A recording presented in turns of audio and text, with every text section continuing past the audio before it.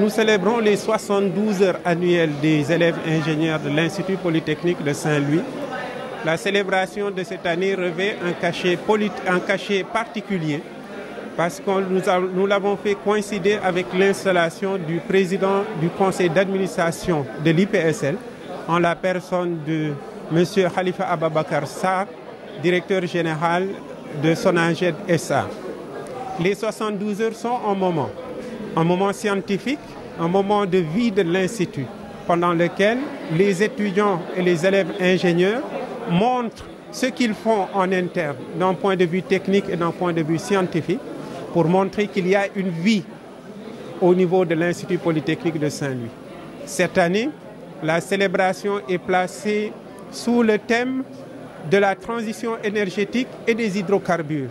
Le rôle de l'Institut Polytechnique de Saint-Louis dans l'émergence d'un pôle d'excellence dans la zone nord du Sénégal, qui est la zone dans laquelle l'Université Gaston Berger est implantée et l'Institut Polytechnique de Saint-Louis. La thématique de la transition énergétique, la thématique de l'énergie de manière générale, nous savons tous que c'est une thématique extrêmement importante actuellement, avec le développement durable qui est une condition nécessaire pour les générations à venir. Il est important que les ingénieurs puissent être sensibilisés et être pleinement conscients du rôle qu'ils doivent jouer dans le développement de solutions durables pour une vie meilleure des populations à venir. Ça rentre dans le cadre du renforcement des curricula de formation et des maquettes d'enseignement au sein de nos institutions les plus prestigieuses.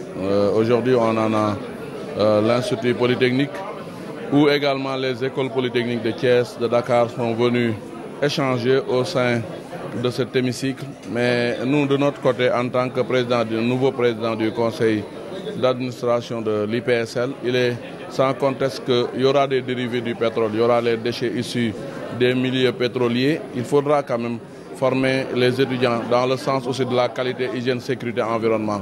On ne peut pas former un ingénieur sans penser à la propreté, sans penser également à la bonne tenue au sein de nos industries futures et déjà qui sont déclarées. On l'a réaffirmé dans la salle.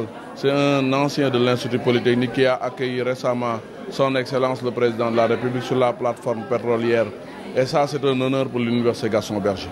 Et je crois que c'est un double honneur parce que ça a été aussi une occasion pour son Excellence, de même que le Premier ministre, de savoir que les produits du Sénégal sont disponibles déjà pour générer un développement.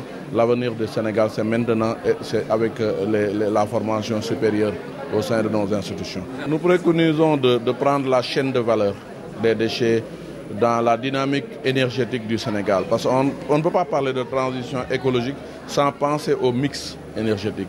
Il y a plusieurs opportunités de faire la captation en termes de vapeur, en termes de construction de l'énergie.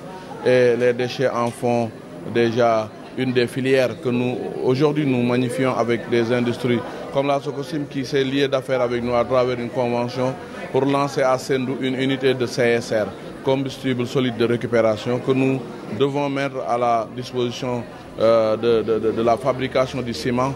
Donc vous voyez qu'il y a plusieurs dynamiques.